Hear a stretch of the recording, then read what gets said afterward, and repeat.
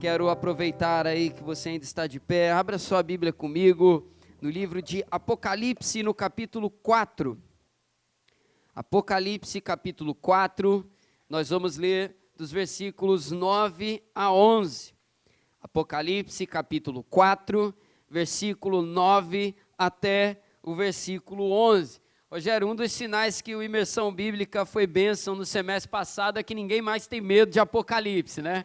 A gente pede para abrir em Apocalipse e não tem mais aquele vixe, não. Já entendemos que é palavra de Deus, é bênção para nós, né? Apocalipse capítulo 4, nós vamos ler os versículos 9, 10 e 11 e que essa palavra nessa manhã seja bênção nas nossas vidas, em nome de Jesus. A palavra do Senhor declara assim a cada um de nós: sempre que esses seres viventes davam glória, honra e ações de graças ao que está sentado no trono, ao que vive para todo sempre. Você pode repetir essa expressão? Diga: ao que vive para todo sempre. Os 24 anciãos se prostravam diante daquele que está sentado no trono, adoravam o que vive para todo sempre. Repete de novo aí, diga: o que vive para todo sempre.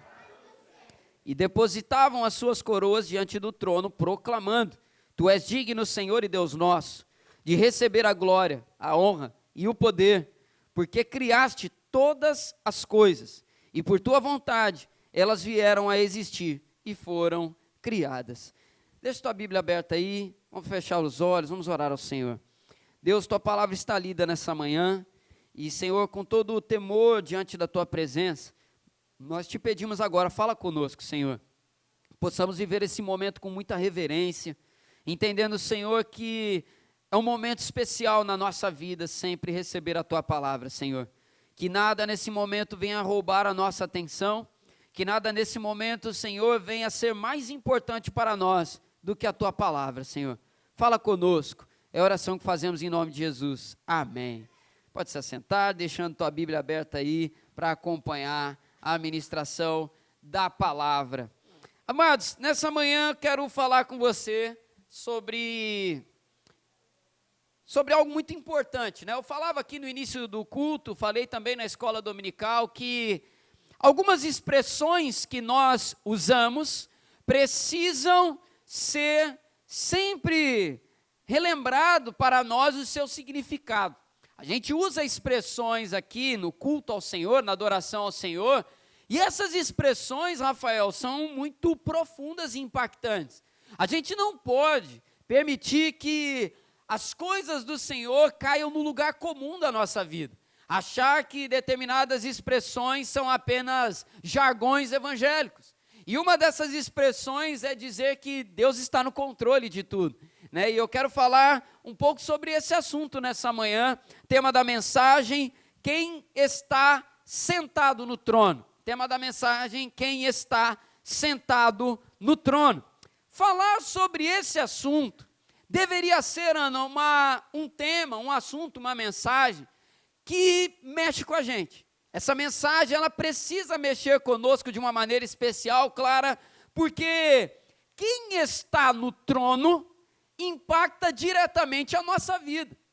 É assim no mundo, é assim no seu ambiente de trabalho, é assim no teu condomínio, né? Dependendo do síndico lá do teu condomínio, a Gabriela deu esse exemplo, eu achei maravilhoso na escola dominical aqui, né?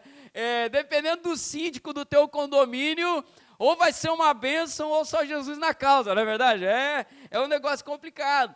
Dependendo de quem for o seu gerente, seu diretor no trabalho, é glória a Deus, aleluia, ou misericórdia, meu Senhor. Vai ficar numa dessas duas coisas. E todas as posições de autoridade, elas mexem com a gente, elas influenciam na nossa vida de alguma maneira.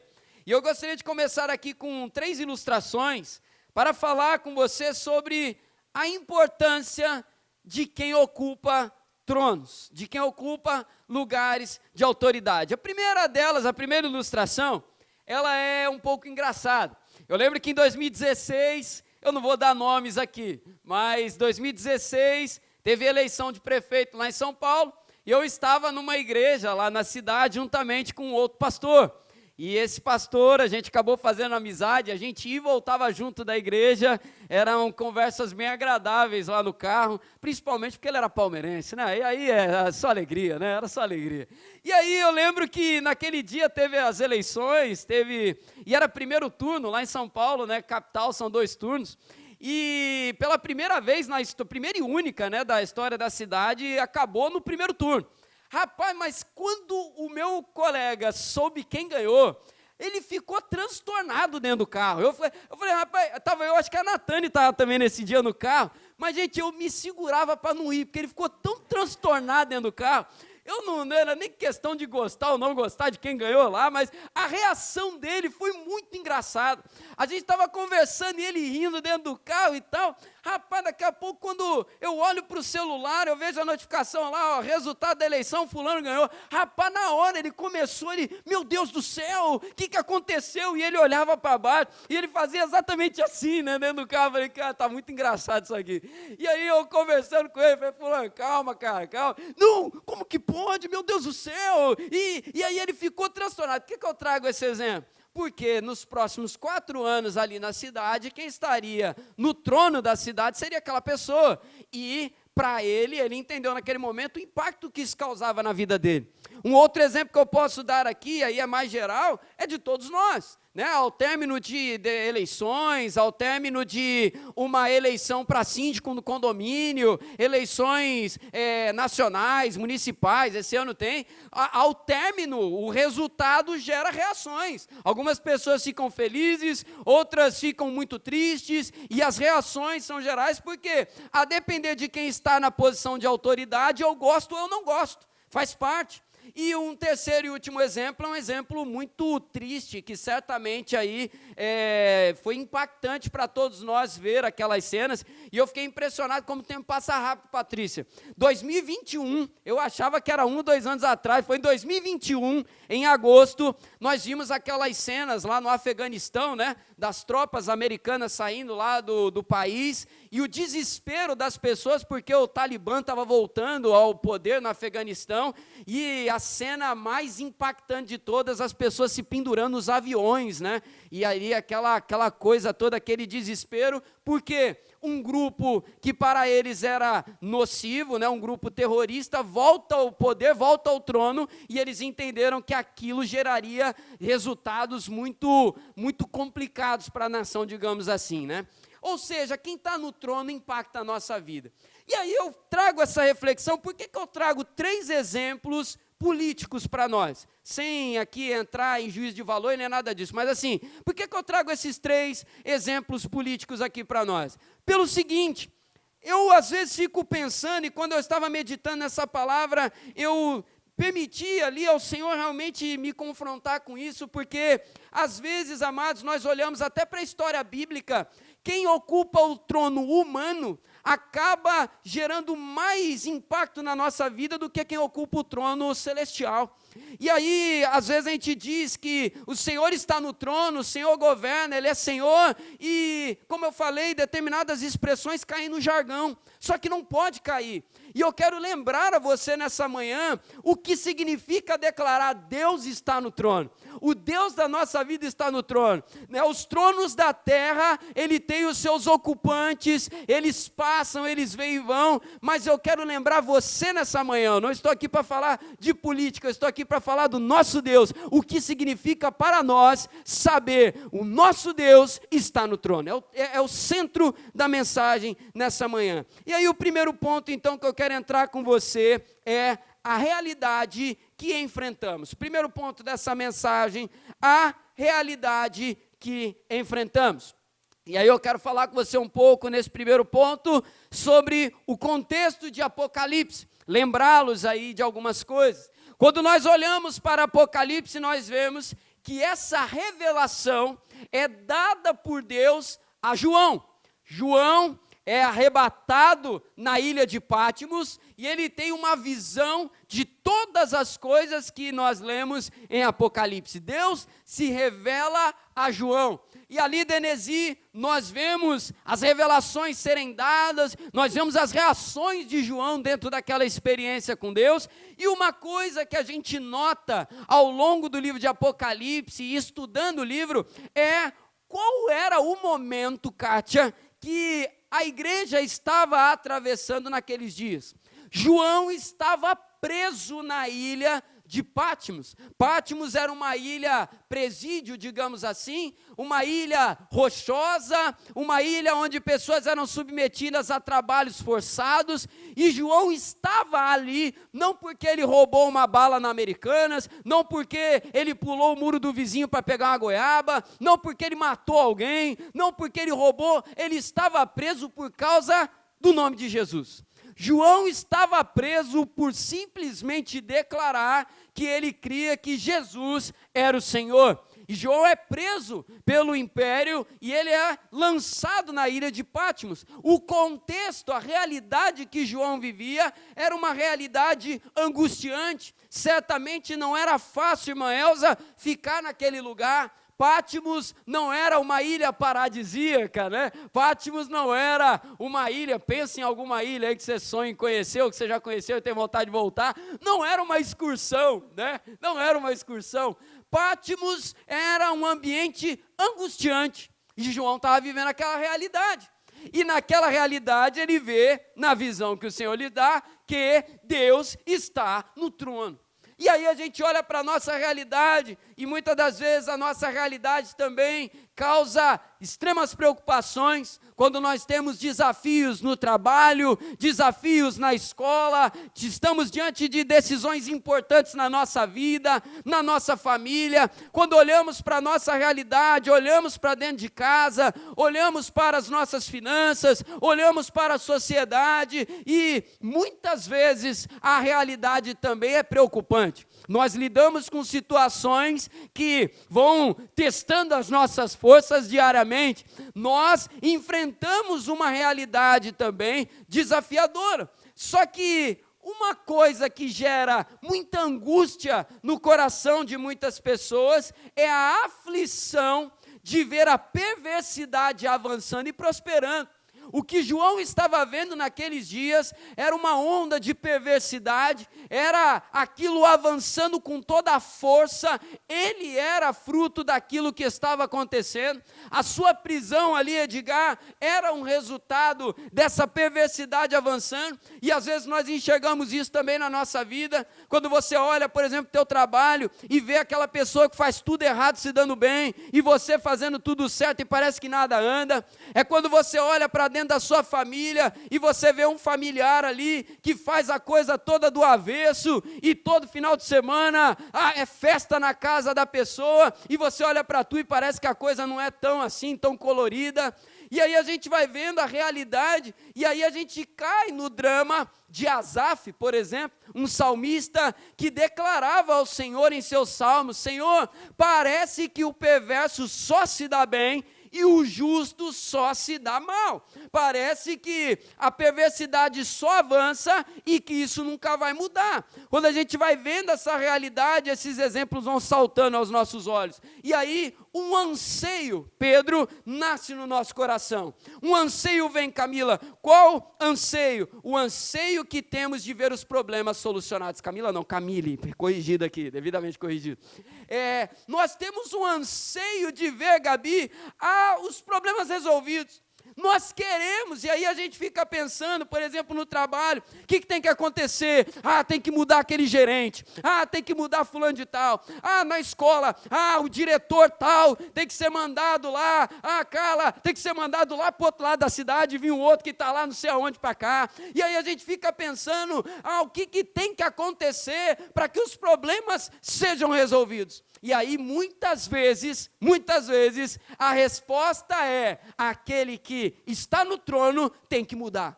Aquele que está na função de autoridade tem que mudar. Tem que mudar o síndico do condomínio. Tem que mudar sei lá, pensa aí em algum exemplo aí. Eu estou tentando puxar aí o máximo que dá.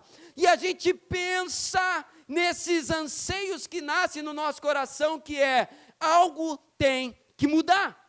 Porque a mudança pode trazer um resultado diferente. Pode brecar essa perversidade e trazer justiça para a injustiça. Então, a realidade que enfrentamos é uma realidade que nos causa incômodos, vários incômodos. Certamente, se eu perguntar aqui para cada um preferências, gostos e por aí vai, nós vamos ter vários. E se eu perguntar para todo mundo aqui, tem coisa que você está insatisfeito na tua vida? Todo mundo vai falar, tem coisa que eu quero que mude. Porque nós vemos e vivemos num mundo caído pelo pecado. Isso é importante a gente sempre trazer à nossa memória. Amados, o mundo que nós vivemos é caído. Não tem solução humana para isso aqui, não. É só Jesus voltar e vir um novo céu, uma nova terra, porque só a Nova Jerusalém.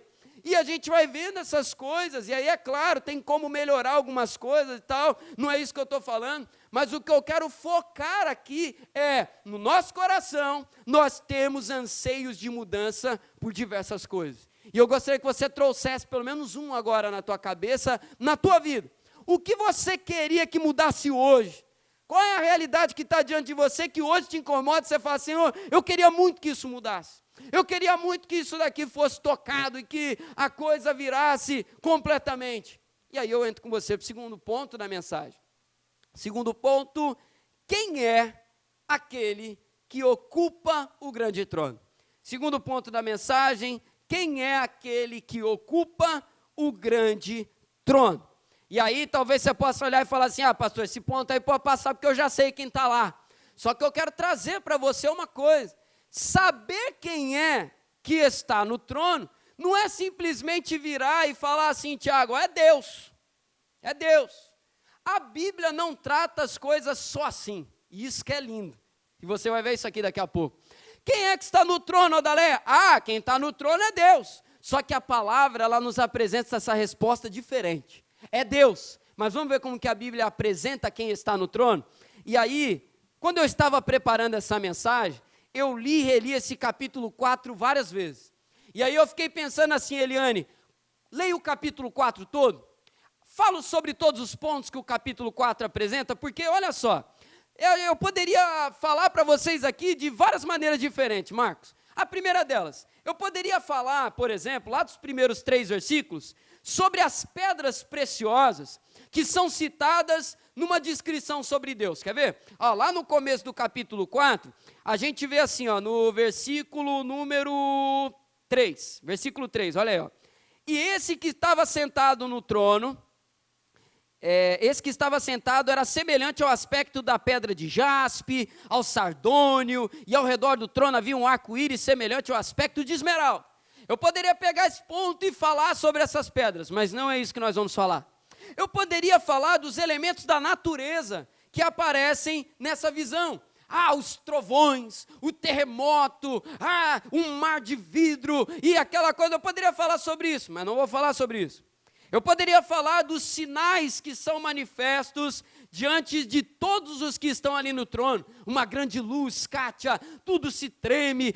Meu Deus, o que significa isso? Não é isso que eu vou falar. Poderia falar também dos seres viventes que são apresentados aqui para nós, né? Aquele que parece uma águia, aquele que parece um leão, aquele que parece um cordeiro, aquele que parece um homem, e os anciãos e tal, aquela coisa toda. Não vou falar disso. O que Deus me trouxe ao coração é me ater apenas aos versículos que nós lemos. E eu quero ler de novo com você o 9. Versículo 9 diz assim: sempre que esses seres viventes davam glória, honra e ações de graças ao que está sentado no trono, ao que vive para todos sempre. 10 agora. Os 24 anciãos se prostravam diante daquele que está sentado no trono e adoravam o que vive para todos sempre. E depositavam as suas coroas diante do trono, proclamando, e aí, texto segue.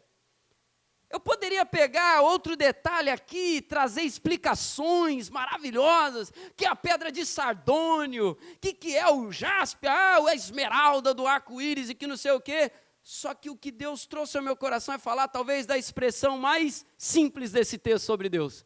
o que vive para todo sempre.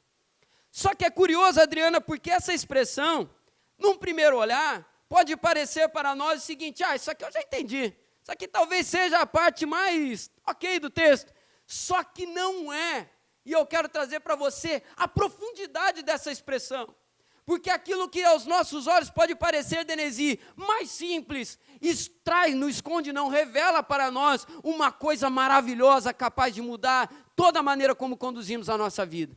Porque eu falei aqui no ponto anterior, nós temos uma realidade diante de nós, onde nós oramos por mudança, nós queremos libertação de pessoas, nós queremos transformação, nós queremos salvação, queremos cura, queremos um monte de coisa. E aí a gente se preocupa, quem que é o diretor de não sei da onde, quem que está no comando de não sei lá o quê, e a revelação mais importante de todas elas é o que nós temos aqui em Apocalipse capítulo 4, o grande trono existe, o trono acima de todos os tronos, e tem alguém sentado nesse trono, é o Deus da nossa vida, e Ele é aquele que vive para todo sempre. O que significa essa expressão então? Essa expressão coloca-o numa posição e numa condição completamente oposta a qualquer outro. Essa é uma expressão que, nesse texto, Viviane, diferencia o nosso Deus de qualquer outra coisa ou pessoa. Essa expressão tão simples, Guilherme, o que vive para todo sempre, é o que separa o Rei dos Reis dos outros reis. Essa expressão faz toda a diferença. Qualquer outro que exerce algum tipo de autoridade, vive.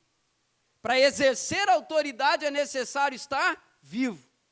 Para estar no governo de alguma coisa é necessário estar vivo. Morreu, assume outro. Para exercer uma autoridade, uma função, é necessário estar vivo, respirando. Alguns governam com plena saúde, outros governam se arrastando, mas é necessário estar vivo. Todo que exerce autoridade vive, mas nenhum deles pode dizer que vive para sempre no seu trono. Nenhum rei, nenhuma autoridade, nenhuma pessoa, nada nem ninguém, imperador, presidente, rei, pensa o que você quiser, faraó, ninguém pode dizer, eu estarei no trono para sempre, ninguém, porque todos morrem e passam. O Império Romano até tentou um negócio, né? Vamos dizer que todos os imperadores que estiverem ali são o nosso César. Não, morreu o fulano, mas assumiu o outro, é ele que está lá. Tenta-se fazer alguma coisa, mas a realidade, o imperador mudou. A realidade é que aquele que estava não está mais. Morreu, passou a vez. Mas o nosso Deus é aquele que vive para todo sempre. Todos passam.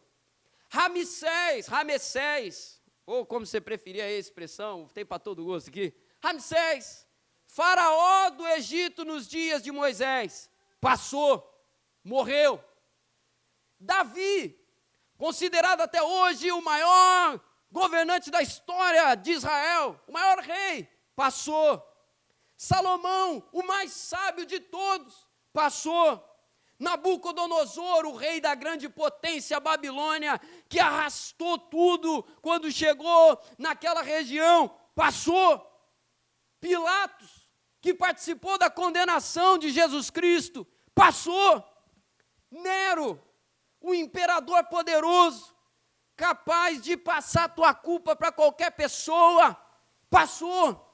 Constantino, outro imperador, passou. Eu poderia citar aqui vários outros nomes que passaram, e eu poderia ainda citar aqui outros que ainda vão passar também, porque todo trono que não é o de Apocalipse 4 são transitórios, mas o nosso Deus é aquele que vive para todo sempre. Eu acho que você está chegando comigo onde nós vamos chegar. Nosso Deus, preste atenção nessa frase, é o que Ele é. O nosso Deus é o que Ele é. O que Deus é? Poderíamos citar aqui, resumir em 3 partes aqui, né? Onipotente, onipresente e onisciente. Poderíamos falar outras muitas coisas, né? Vamos prender essas 3 aqui. Samiri, Ele é o que Ele é. Onipotente, onipresente e onisciente. E a segunda parte dessa frase, e ele é para sempre. Ele é para sempre. Ele é o que ele é e ele é para sempre. Qual é a preocupação dos poderes humanos? Tentar manter o poder o máximo de tempo que puder. O máximo de tempo que puder. Eu torço para um time de futebol, e a gente vê isso no time de futebol também. O grupo político tenta se manter ali o máximo de tempo que puder. A maior preocupação é manter. O síndico do condomínio, ele vai sair, mas ele quer pôr o amigo o máximo de tempo que puder. Vamos manter a nossa galera. Só que uma hora acaba. Só que aquele que está no trono, ele é o que ele é e é para todo sempre. Ele é para sempre. Nele não existe fim. Nele não existe fim. Isso aqui, eu já vou trazer o que impacta na prática, mas isso aqui já mexe com a gente. Nele não existe fim. Outra coisa, os seus atributos não se esgotam. Coisa maravilhosa. Os atributos de Deus que eu falei aqui, tudo que Ele pode fazer, tudo que Ele sabe, onde Ele pode estar, não se esgota. Às vezes a gente olha para alguém, eu lembro que na faculdade de teologia tinha um professor maravilhoso, de Antigo Testamento, eu não tive a oportunidade de ter aula com ele. Ele morreu 1 ano antes de eu chegar na faculdade.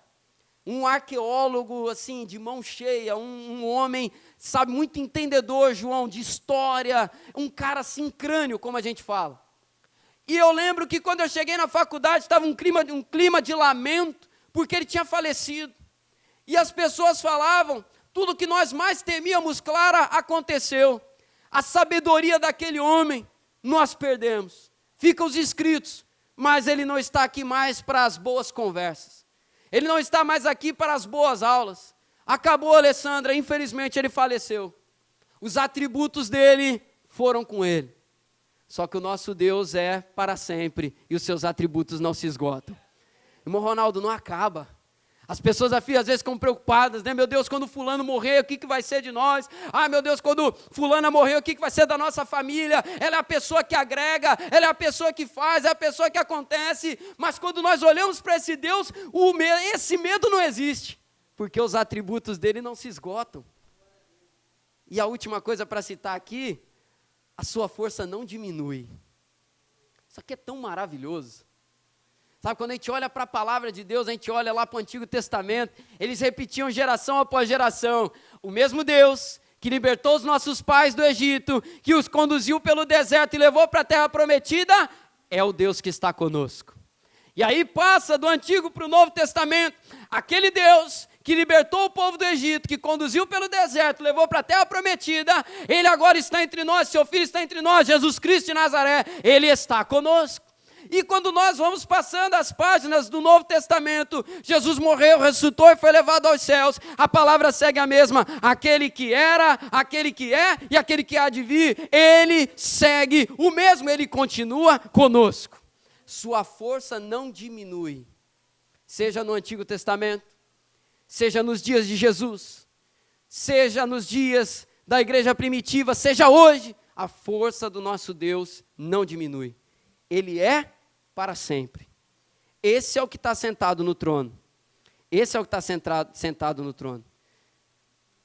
E aí eu resgato o que eu falei no início da mensagem, seja a nível mundial, nacional, estadual, municipal, familiar, profissional, escola, seja o que for, nos habituamos com a triste realidade da desconfiança. Eu lembro que uma vez eu fui no Detran, quando eu comprei o carro, Xande, aí eu fui lá para regularizar, rapaz, que experiência horrorosa, misericórdia. O cara que estava me atendendo, ele falava de um jeito e levava a conversa de um jeito, eu falei, esse cara está me passando a perna e eu não sei nem no que ele está fazendo isso. Isso que é o mais desesperador, quando você sabe o que o cara está fazendo, você ainda fica ligado. Ele estava me levando ali, eu falei, Jesus, me tira daqui, eu estava sozinho lá. Eu falei, meu Deus, meu amigo que veio comigo, saiu para não sei aonde, para tomar um café, resolver um negócio, não lembro o que foi. Eu fiquei sozinho, aquele cara me engambelando, eu falei, Jesus, eu nunca mais quero pôr o pé no Detran. Que ninguém do Detran assista essa pregação, brincadeira. Mas é horrível ficar em desconfiança, não é verdade? Você está conversando com alguém e você fica com aquela sensação, essa pessoa está me passando para trás, mas eu não consigo perceber como, eu não consigo cortar esse assunto, está ruim essa conversa, é ruim viver na desconfiança. Não temos plena segurança de que as pessoas estão em posição de autoridade, trabalham com fidelidade em seus ofícios. A gente não sabe o coração do homem. A gente não sabe o que se passa lá dentro. Às vezes aquele cara do Detran estava querendo me ajudar, mas não parecia. E eu ficava naquela desconfiança, meu Deus do céu. Esses dias eu estava vendo um negócio lá, canatando lá em casa, lá, e um camarada estava sendo entrevistado, eu virei para ela e falei, rapaz, eu não consigo acreditar em uma palavra que esse cara está falando. Você vê uma malandragem assim, eu falei, meu, não está legal. E não é malandragem no jeito de falar, você percebe que está esquisita a conversa. E aí é muito desconfortável, é uma desconfiança que é muito ruim. Mas em se tratando do nosso Deus, nós podemos ter plena confiança. Olha que coisa maravilhosa. Ele não muda. Ele não muda. E aí então eu chego ao terceiro e último ponto dessa mensagem para encerrar com você. Terceiro ponto. Como isso afeta cada um de nós? Como isso afeta cada um de nós? Eu falei coisas maravilhosas aqui que a palavra fala. E aí eu quero começar esse terceiro e último ponto. Guilherme, como que isso nos afeta? Como que saber que esse Deus que eu acabei de falar está no trono para sempre, governando a nossa vida? Andréia, como que isso nos afeta? E aí eu quero ler um texto para você, não precisa abrir, mas acompanhe com muita atenção o que eu vou ler aqui agora. Palavra do Senhor em Deuteronômio 32, versículo 10 a 12, diz assim: Ele encontrou o seu povo numa terra deserta, e num ermo solitário povoado de uivos, num lugar perigoso. Ele rodeou o seu povo e cuidou dele. Guardou como a menina de seus olhos, como a águia desperta a sua ninhada e voeja sobre os seus filhotes. Deus estende as suas asas e, tomando o seu povo, os leva sobre elas. E assim, só o Senhor guiou o seu povo e não havia com eles Deus estranho. Que palavra maravilhosa. Como que isso nos afeta? Deus nos coloca em suas asas e leva a nossa vida, conduz a nossa vida. Ele agiu assim nos dias de Moisés. Ele permanece agindo assim nos nossos dias e seguimos em suas mãos. Nenhum detalhe da nossa vida escapa das mãos de Deus. Se Deus está no trono, quem está no trono tem pleno poder. Quem está no trono tem pleno poder e Ele é o Todo-Poderoso. Ele sendo Todo-Poderoso, tem pleno poder e tem a minha vida e a sua vida nas suas mãos, nada escapa do controle dEle. Pode parecer aos nossos olhos, porque, Fernanda, os nossos olhos se enganam. Os nossos olhos possuem ansiedades, né? Figura de linguagem, claro, né? Nós temos ansiedade no nosso coração. Mas mesmo quando tudo parece estar perdido, Deus mostra no final que na verdade nunca fugiu do controle de suas mãos. Se nós descansarmos nele, a nossa vida não se perde em suas mãos, porque ele não deixa cair. Não há desconfiança em Deus. E se ele voltar atrás? Homens e mulheres fazem contratos, votos, combinações, né? E aí fecha ali algum acordo, só que uma das duas partes pode simplesmente romper, uma das duas partes pode agir com infidelidade, uma das duas partes pode torcer o acordo que foi feito, mas em Deus isso não existe. Da parte dele não há variação, ele não muda. E aí isso daqui traz paz ao nosso coração, porque hoje na escola dominical nós falávamos sobre o dia da conversão. No dia da sua conversão você ouviu uma palavra, você recebeu uma palavra e aquela palavra te dizia o seguinte: Deus te conhece da maneira como você está e Ele escolheu te amar. E essa palavra não muda, essa palavra não muda. O amor de Deus não muda. Será que ele esfriou? Será que depois que nós firmamos um compromisso, a relação se esfriou? Será que agora ele não me ama mais? Será que agora ele se esqueceu? Deus não é homem. Deus não age como os homens. Deus é fiel na aliança que ele firma e ele é poderoso em seu trono para continuar cuidando de nós. Não tem lugar para desconfiança. Tudo que nós gostaríamos nessa vida aqui era poder confiar em tudo e em todos, mas em Deus nós encontramos isso. Em Deus nós podemos confiar. E, amados, viver uma vida com esse entendimento nos leva a viver no temor do Senhor. Quando eu trago tudo isso, Edgar, à minha mente, eu só consigo reverenciar esse Deus. Dizer, Senhor, me perdoa por todas as vezes que eu desconfiei da tua força. Senhor, me perdoa por todas as vezes que eu não confiei no Senhor. Porque chega a ser um escândalo confiar em mim e não confiar nele, sendo ele o que ele é. É escandaloso. E aí, quando a gente olha para essa palavra, então a gente cai de joelhos. E caindo de joelhos, a gente passa a viver então uma vida no temor do Senhor, nessa reverência. E esse estilo de vida nos faz andar debaixo de promessas de Deus. E essas promessas, em primeiro lugar, geram confiança. E eu vou citar aqui 3 coisas. 3 textos bíblicos para você receber no teu coração e carregar com você. A confiança nas promessas. Primeira promessa, Deus promete proteção. Deus promete proteção. Ele te protege. Ele te guarda. Pode até não parecer em alguns momentos, parece que está sozinho, mas Ele está te guardando. Se você está vivendo no temor do Senhor, Ele está te guardando. E a promessa dele, no Salmo 34, versículo 7, diz assim: o anjo do Senhor se acampa ao redor dos que o temem e os livra. A palavra do Senhor nos mostra essa promessa. Deus está guardando você. Se você vive no temor do Senhor, Deus está te dando livramento, Ele está te guardando.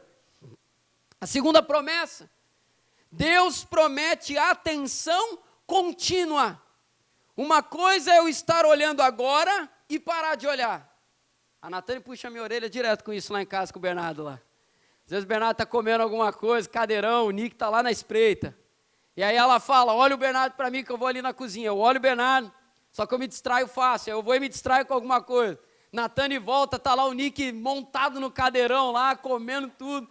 E a Natane me puxa a orelha porque eu comecei a olhar, mas eu parei no meio do caminho. Só que Deus promete o oposto com a nossa vida. O que Ele começou, Ele não para.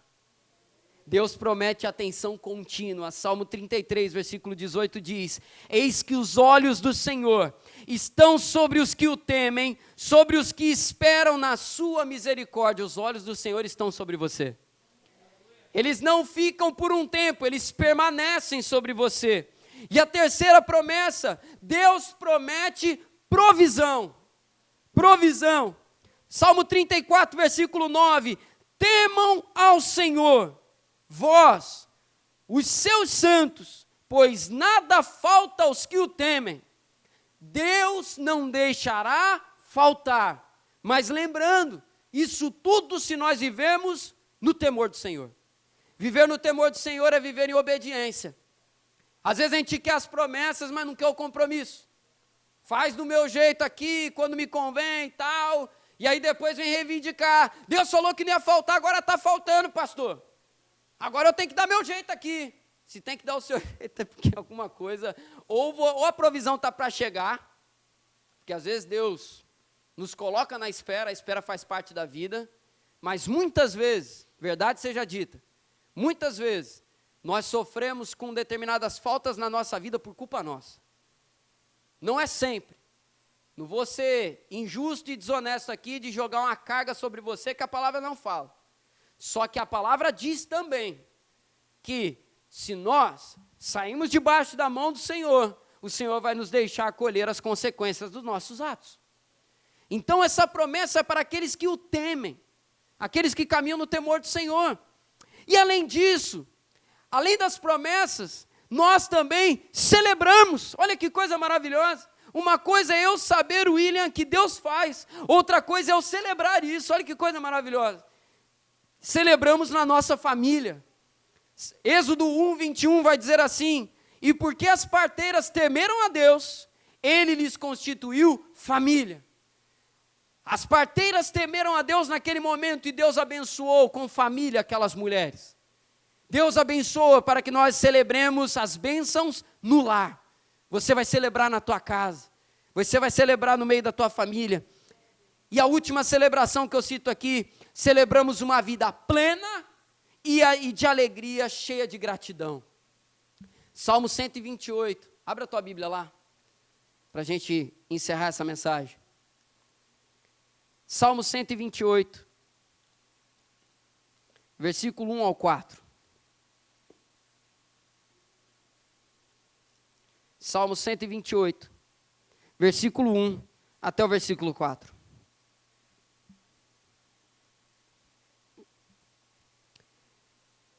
A palavra do Senhor declara assim, se você não achou, acredito que esteja sendo projetado aí. Bem-aventurado aquele que teme o Senhor e anda nos seus caminhos. Você comerá do fruto do seu trabalho, será feliz, tudo irá bem com você. A sua esposa, no interior da sua casa, será como uma videira frutífera. Os seus filhos serão como os rebentos da oliveira ao redor da sua mesa, eles serão fortes. Eis como será abençoado o homem que teme o Senhor. Uma vida de bênção. Você vai comer do fruto do seu trabalho. Você vai trabalhar, mas vai desfrutar do fruto do seu trabalho. Você vai olhar para dentro da sua casa e vai ver as bênçãos lá também, no seu casamento, na vida dos seus filhos, na sua vida. Essa é uma promessa que Deus faz e nós celebramos isso. Não é só que eu vou viver, eu vivo já. A palavra do Senhor então nos ensina isso. Viveremos tudo isso se escolhermos a boa opção, nos submetermos à autoridade e ao cuidado daquele que está no trono. Nosso Deus está no trono. Você pode repetir essa frase? Nosso Deus está no trono.